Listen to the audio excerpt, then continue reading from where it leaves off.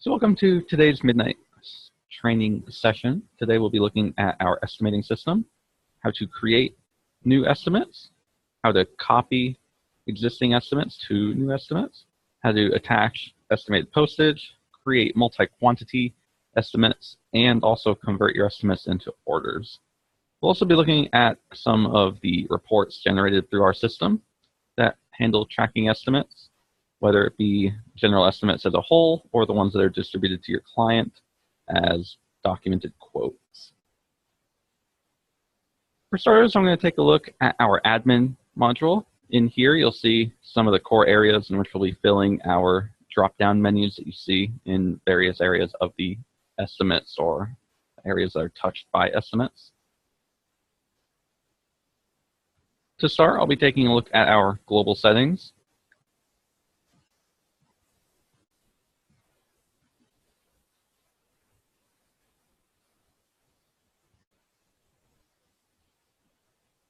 Under our global settings, you'll be brought immediately to the company settings tab. In here, you can define quite a bit of information, but most notably is the company itself, in which you can have set as a default, or you can have multiple companies if your organization is part of a merged series of organizations. For each company that's created, you can assign a specific contact information or return address, as well as a phone number, general email, and also a company logo or report logo.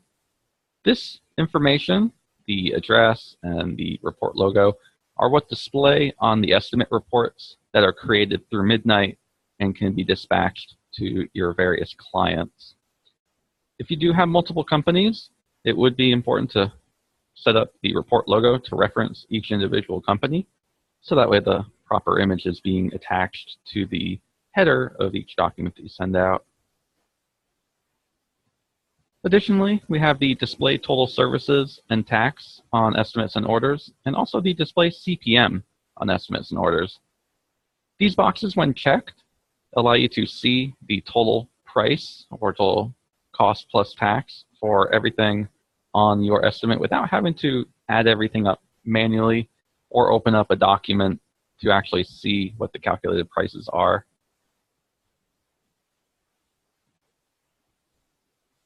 Additionally, under the Estimates and Orders tab here, there are a few options which key into the estimates themselves.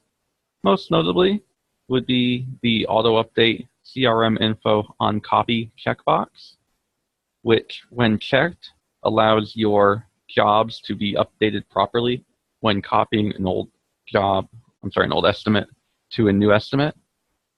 What this means specifically is that if you were to have a customer relocate over a period of time since their last instance of business with you, you can update the information within their customer record. And then when you copy that estimate forward to a new estimate, the information for that customer's address, contact information, and tax information will be updated to reflect what is listed in the CRM. Additionally, the only services associated with customer pricing or only services associated with contract pricing checkboxes, when checked, make it so that way the only services that you'll see on the estimate itself for selection will be the ones that fall under those particular instances of pricing. Customer-specific pricing can be established within the customer record itself, where contract pricing can be set within a specific contract that gets assigned to a customer or a group of customers.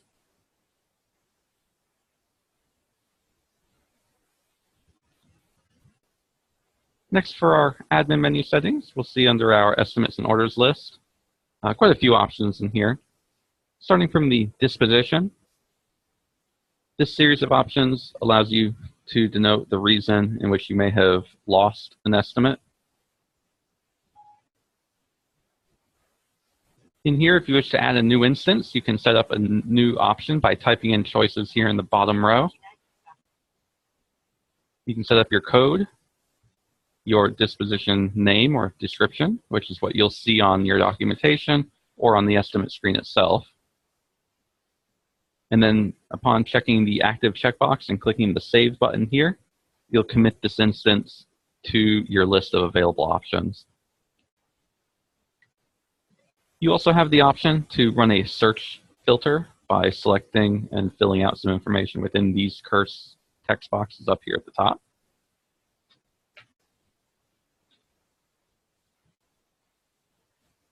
Taking note that the active checkbox is defaulted to checked under normal circumstances for our various menus, and that the clear filters checkbox here clears everything within the search filter series. To edit one of your items, you can click the Edit button, modify the, in this case, disposition and active status, and click the Save button to commit it. You'll notice this and many of the other options I just discussed will be present in several of these admin level menus that we'll be touching. This is a standard for our system, and I won't be going over it in each area as the behavior is identical from zone to zone. Next up, we have the document types. When creating an estimate, you can attach a file to the estimate or a series of files to the estimate. These, when created, cannot exceed 20 megabytes per file, but it's useful to attach proofs, purchase agreements, mailing lists, or other image files that need to be associated with that particular estimate. The document types themselves for the files that you upload can be categorized here. And with the same behavior logic as what we saw in disposition, can be created, edited, or removed as needed. By default, you'll have 6 or 7 on your Midnight already available, such as artwork, correspondence, and data file. But if you need to create new ones, such as purchase agreement, signed invoice, or quote, etc., you can always create new ones as you need. The estimate status allows you to determine what an estimate is in terms of its won or lost position. When an estimate is converted to an order, the status will automatically be changed from whatever it is to won. Otherwise, by default, it will be created and identified as an open estimate. Lost and closed are considered open in this case because they're simply not considered won.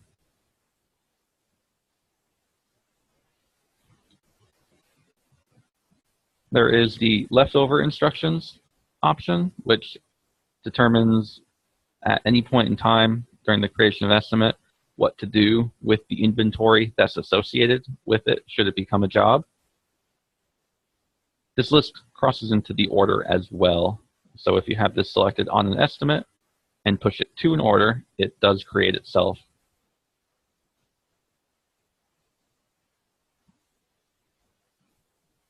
The tax codes, jurisdictions, and exemptions I've gone over in previous sessions. These correspond to the taxes for the customer, which can be set on the customer level or on the estimate or order level. I won't go into them too deeply, but as a quick reminder, any tax codes created can be assigned to jurisdictions, and the tax codes or tax jurisdictions themselves can be assigned to taxable services on a taxable estimate or order. Noting that if you do this manually, you'll have to do this for each service, but if you set up defaults for the jurisdiction, it automatically applies it to every service on the estimate. Finally, in this list, the terms can be assigned to the customer as well, or this can be selected on the estimate level.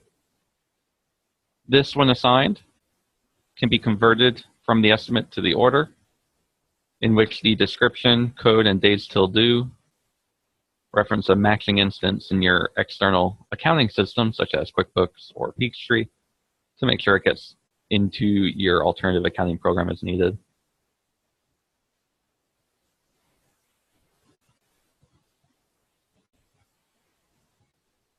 In the admin menu, we'll also have postage to look at.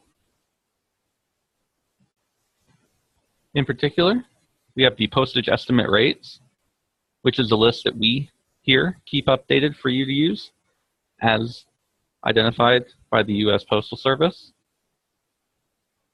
These options in here are updated to always reflect the current instance for the pricing for a particular mailing count, such as a resort flat first class.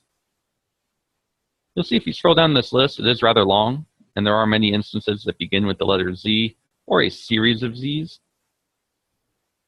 Because you may have jobs that were created in the past or estimates that were created in the past that utilize old postage rates, this allows you to continue to be able to access that old estimate, see what it was that was originally ordered, and then upon copying and creating a new estimate, can reference the current version of each particular instance of postage that was assigned.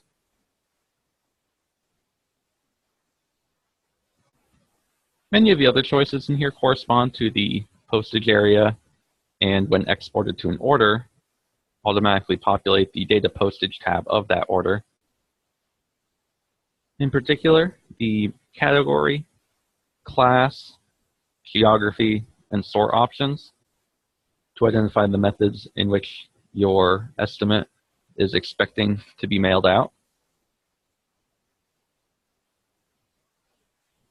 Additionally, the post office list for the actual post offices themselves can be identified on either a state, county, city, or other level instance.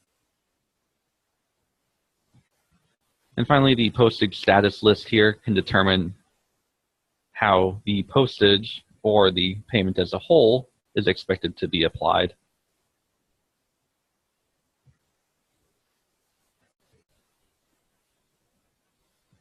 Finally, the user-defined fields is a custom list in which you or any others at your team can create up to 30 specific for your estimate fields. You'll see in my site I have several already created for myself. In order to create a new user-defined field, simply click the Edit button, give the label a name that is not the same as the field name, select what type of field it is going to be, whether it be a text, currency, date, or otherwise, noting that a date will turn this field into a calendar for selection, and choices like decimal, integer, and currency limit what can be entered to a specific field to numbers only.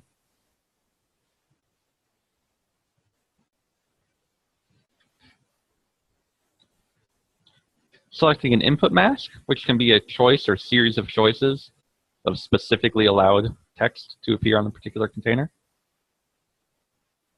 And setting in a maximum allowable field size or amount of characters that can fit in your cell. This, when working with the copy button, which will copy this from one estimate to another, or the export button, allowing this to be pushed from an estimate into an order. Fully define one of your UDFs. An exported estimate from a UDF, such as this estimate value, when created, will also update the list of order UDFs that you have present.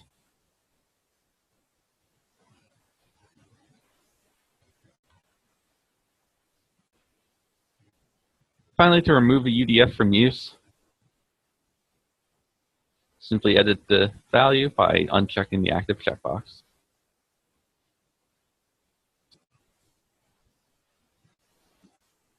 Now to the estimates themselves. When you create an estimate, there's four different ways, or four common different ways in which you can create an estimate through our system. Number one would be by copying an estimate that already exists in your system. In these cases, you may want to convert your view on your estimate screen from open to either all or one. This allows you to look back at estimates that have actually been processed through your system. Most commonly, you'll be copying an estimate that already exists and had already been converted to an order. In this case, accessing a one estimate would allow you to do just that, run a filter for converted estimates. Alternatively, if you have a template estimate, which would simply be an estimate that's identified by some sort of template naming convention, like in this case, my template breaker estimate, you can copy it and then have that pricing, as well as other information, UDF, some basic postage info, and customer level info, filled out by a default way. And then you can change the customer from, say, an in-house instance to the particular customer in question. In this case, after creating that new estimate by copying forward your template is still preserved in the system, and your new estimate is free to be modified as needed.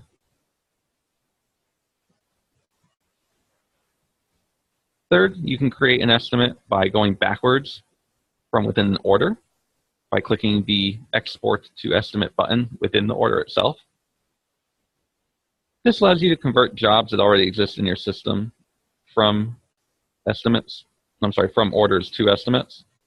This can be useful if you've accidentally created a job before creating an estimate, or in cases in which a customer calls back and says that they would like to do, say, the same job again, and you simply create a new job for them without creating an estimate. In this process, you can quickly create an estimate for that customer by just backwards exporting the order.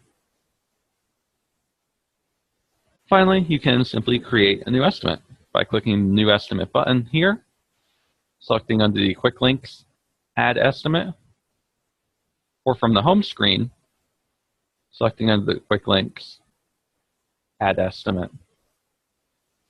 All three of these give you the same exact functionality, in which on click, you're brought to an estimate screen in which you're given options to begin filling out.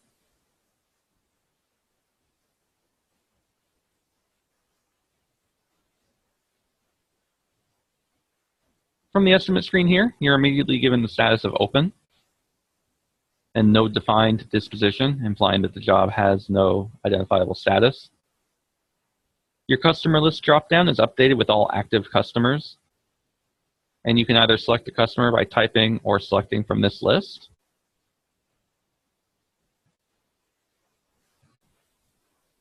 Or by clicking the actual word customer to be brought to a pop-out search screen in which you can run filters for different types of information regarding your customers.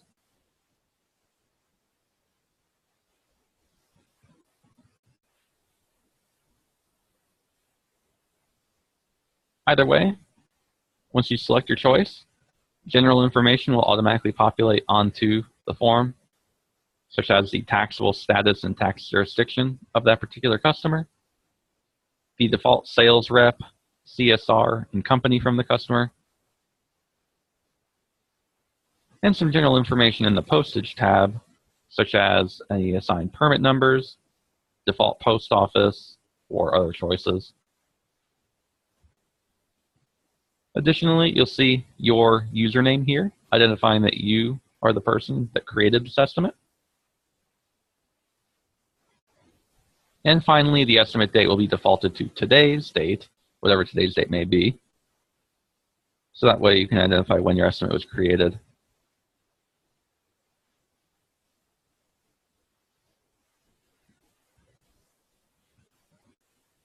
From here, you can do just about anything you need, from giving your estimate the project name, filling in a quantity, filling out the values in any of your user-defined fields, plugging in dates, and filling in your line items.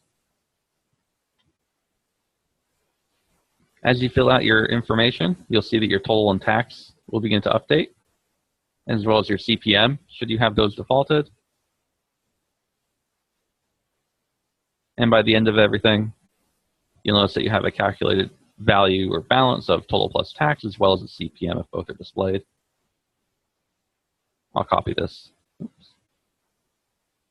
I won't copy this one in this case. But in this case, for my template breaker, if I were to click copy, I'd have a new estimate created, which would reflect all of this information. Let's run that with an account that actually has that capability.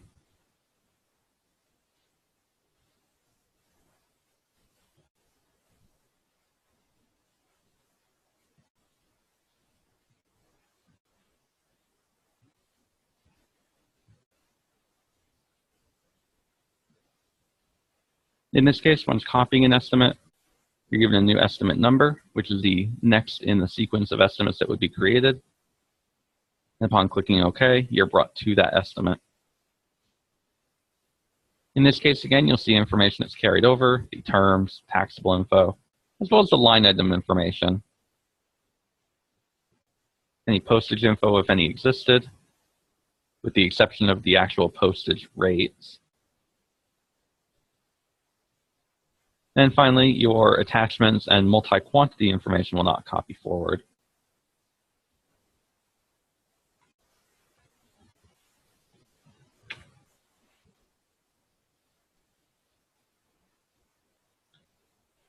Before I get too much further into the estimate, I'm going to take a look at our estimate search screen. In the search screen, you have several columns that you can use to reference your general estimate information. By default, your estimates are listed in estimate ID order, which is effectively the estimate number. You can change these options by clicking the black text for the word or column that you'd like to change your sort for. For instance, selecting customer to run a sort for all of your customers under this particular alphabetical order. A secondary click will apply it to a ascending order versus descending.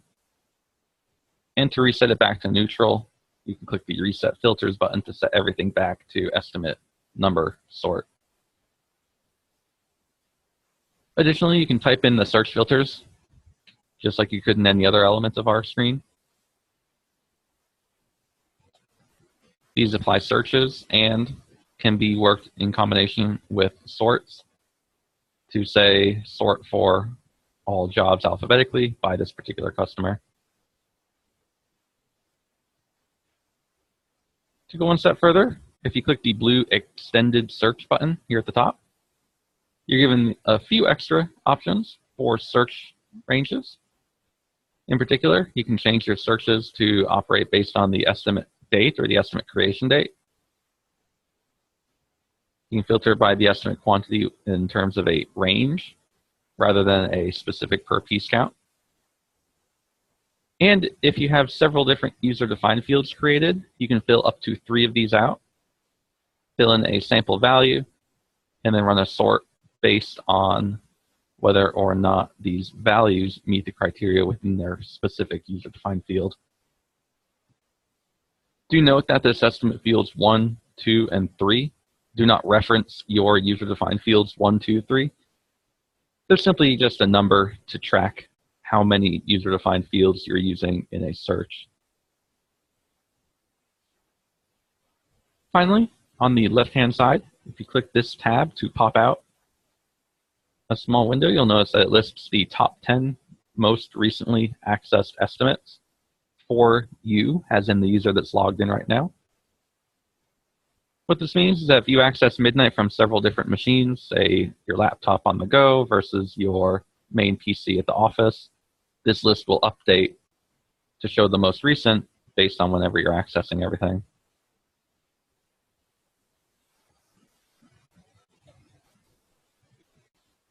Finally, under the status here, you'll see that the default is set to open. What this means is you won't see your closed estimates, you won't see your won estimates, and you won't see any of the other statuses that you've assigned to your estimates. If you convert this to all, you'll see every estimate in your system, and this may be a much more effective way to take advantage of our search and sorting options.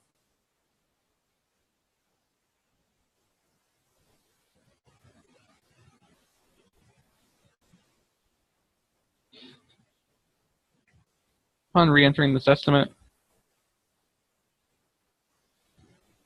we'll be able to see quite a bit of useful information in here beyond the general info that we type and get inserted from the customer record. In particular, we'll see that we've copied this from an estimate and which estimate we have copied this estimate from, allowing us to go back historically if there's a problem and figure out where the problem began. Alternatively, if we export this backwards from an order, the order number here will populate to reference the order number in which it was copied backwards from.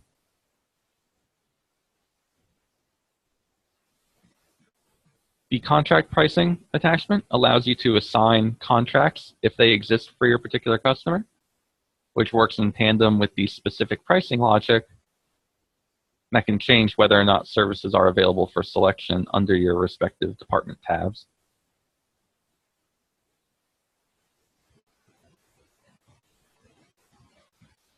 From the first tab to the right after details to the final tab to the left before postage are all of your service types listed in order of sort from your service types list in the admin menu, this list of which can be defined by you.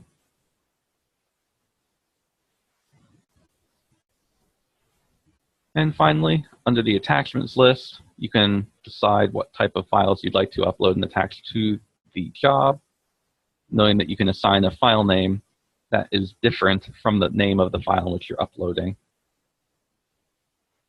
The max file size is listed as 20 megabytes, but you can exceed that if you upload several files in smaller portions, for instance, five 5-megabyte zip files, rather than one 25-megabyte zip file. Do note that Midnight is not a storage center or cloud in this case, and while you can use it to hold different types of attachments, it is not the recommended usage of Midnight. And before we leave, we'll take a quick peek at our multiple quantities tab. In here, you can create different estimates within your estimates by filling in different quantities.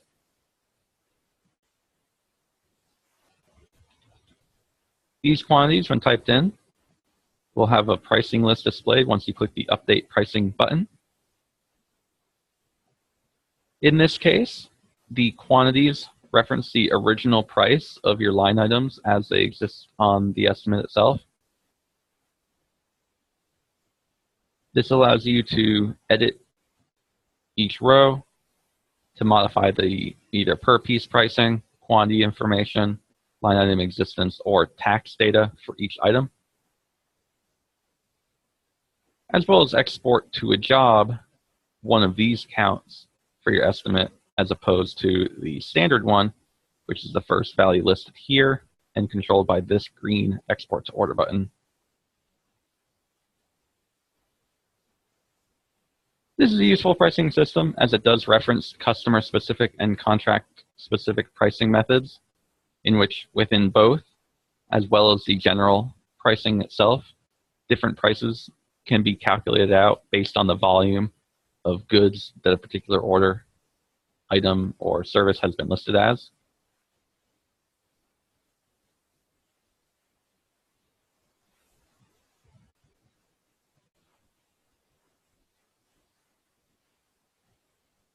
That's everything for the functionality of the estimates. We'll take a quick peek at the reports associated with your estimate. You'll see I have several here created with a CO at the end of them, and then several that don't have that. On your site, any of these reports that do not have that CO listed are one of your default estimate reports. If you double click it or click it and then click the preview button, you'll be brought into a screen which generates a save of your estimate behind the scenes and then displays your document here for you, so that way you can view your different pricing, customer-based information, costing, and inclusion of tax to give you your total for the client that is based on what they order.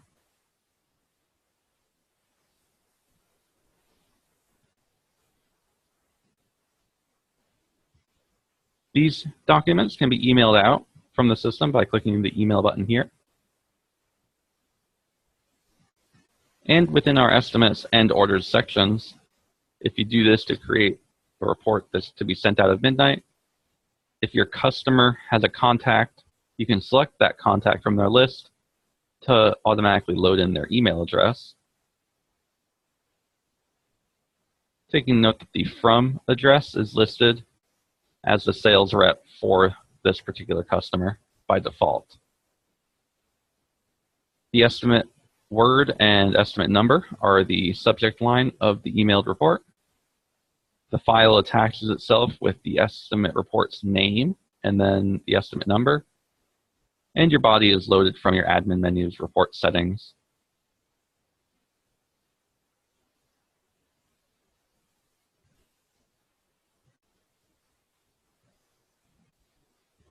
To change up information within a copied estimate quickly, or a new estimate quickly for that matter, you can take advantage of utilizing the update quantity feature.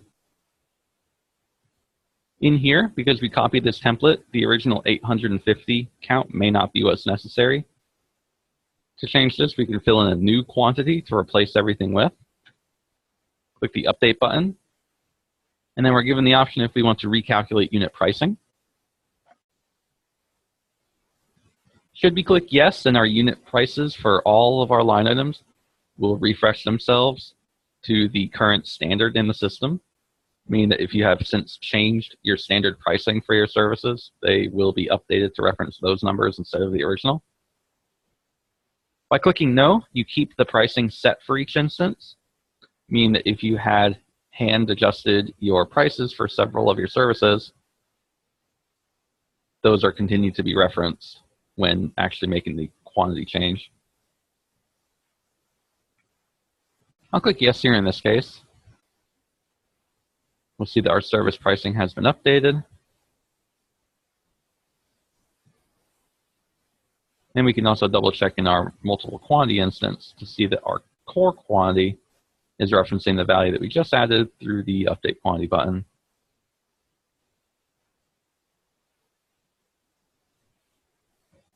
Additionally, you'll notice that the quantities for the line items have changed, as well as the unit prices, which I've updated. How the system works is it acts as though it's a glorified find and replace, meaning if you have a service that is set to a quantity and you change that quantity, then running another update quantity to bring it to a new value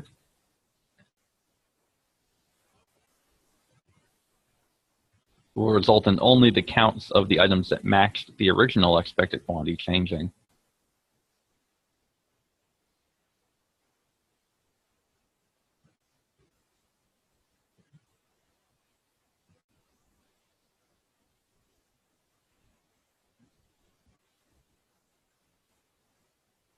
In one of the other cases I mentioned, you can create an estimate by making one backwards from an order.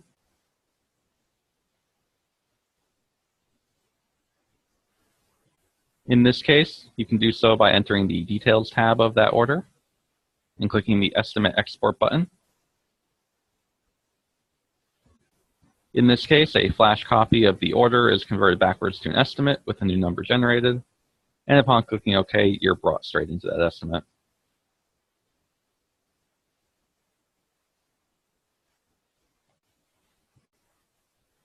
In this case, we can see the order number that we pulled this from, and we can adjust it as we need.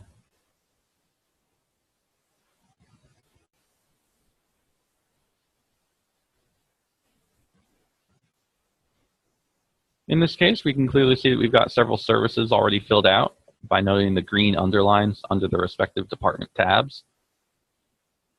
As you fill out information in other areas, such as under the postage rates list or multiple quantity rows, we'll see the green bars appear under these items as well.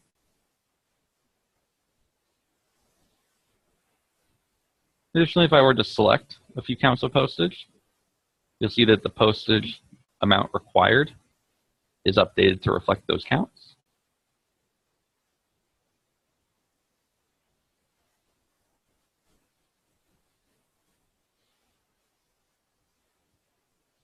And it's safe to be aware that your update quantity functionality updates the quantity of your line items, but not the counts for postage, meaning that just changing the quantity will require a little additional effort, since changes to postage or mail counts is often a little bit more delicate than actually changing the prices of the service and quantities of the services themselves.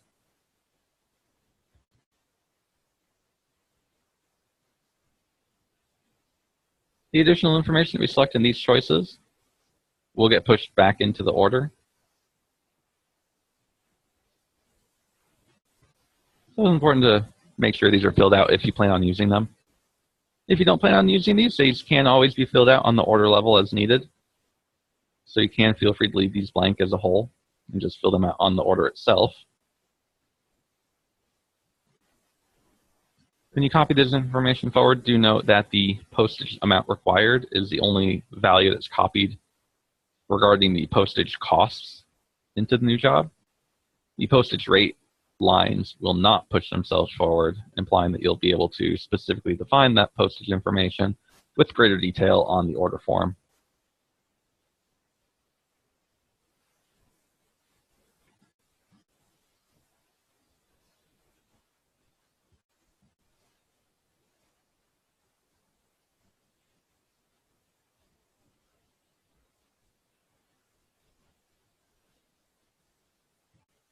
We'll take a quick look at a few of the other reports that we can access through the estimate itself, and then we'll take a look at some of the other reports that reference estimates.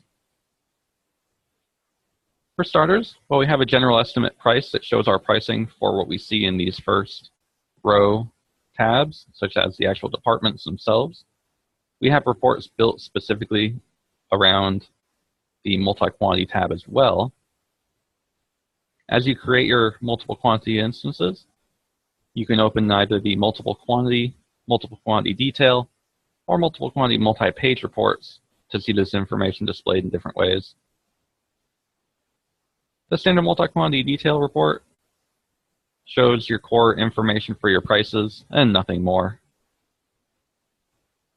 You'll see in here a reverse breakdown of the price per each and a calculated adjustment of postage referencing different counts.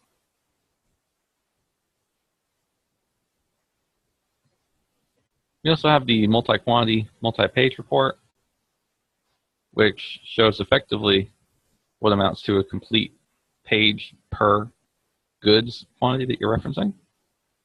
Noticing that in this case, my quantity of 1,000 references the cost of all these items at a per thousand rate. And here for my $12.99, the cost of everything at my per $12.99 rate.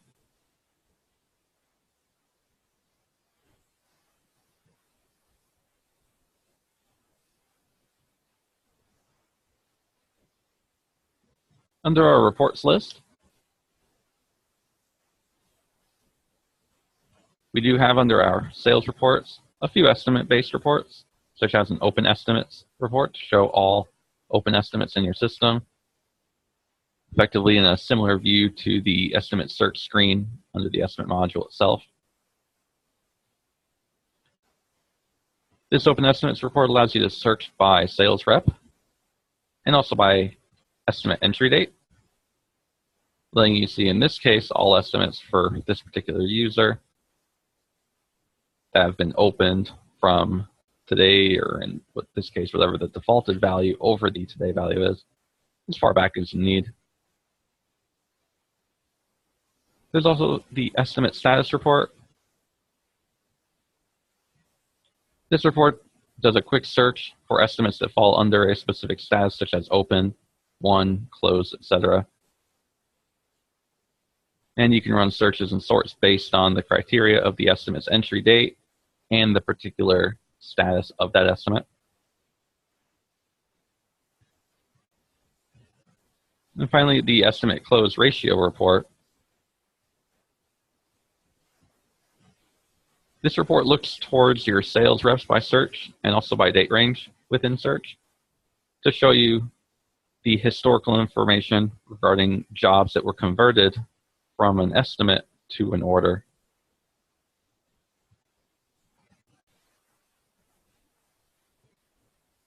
In this case, we can see that one estimate for Fred was converted to an order,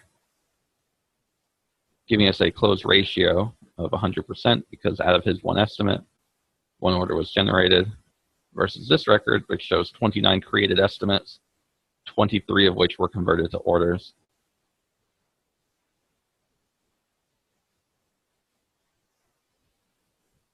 The last area to touch on before we wrap today's session up is our quick links within the estimates themselves. While in an estimate, under the quick links list, you can add a new customer, allowing you to add a brand new customer through the estimate screen without having to go into your CRM to do it. By selecting this, you're given a pop-up which allows you to fill out some general information about the client in question. assuming that down the road you'll re-enter that client record and fill out more data later. You can also add a proof request, which in Midnight means that you can associate files to be emailed to the client for proofing purposes. I'll go over these more in greater detail during our proof session, but do know that these are created, assigned to the proofing module in which the estimate number associated with the proof can be tracked, as well as contact history with your client as far as approval or denial of said proof. You can add a print item by defaulting one of your specific services to launch the print calculator. This allows you to generate the print calculator without actually having to select a print service from the drop-down of services within your various departments. And finally, the Add Contact button allows you to assign a contact to a newly created customer or previously existing customer with similar behavior to the Add Customer, in which you fill out some basic information about the contact, provide some address info and contact email, or click Default Company to refer to that customer's basic housing address, and click Save to commit that contact as a record against the client. In this case now, that contact will always be available for this client.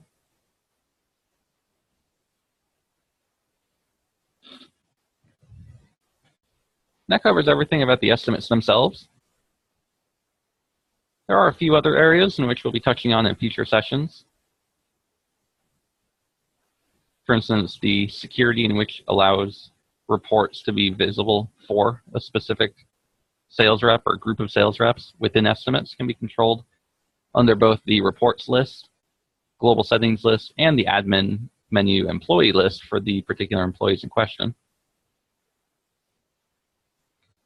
Additionally, there are widgets that can be associated to specific employees that allow them to check and track multiple pieces of data for your specific estimates.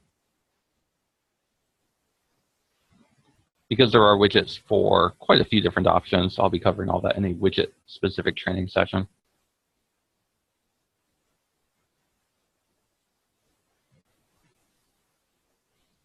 That covers everything for Midnight Estimating. We'll go ahead and wrap up today's session.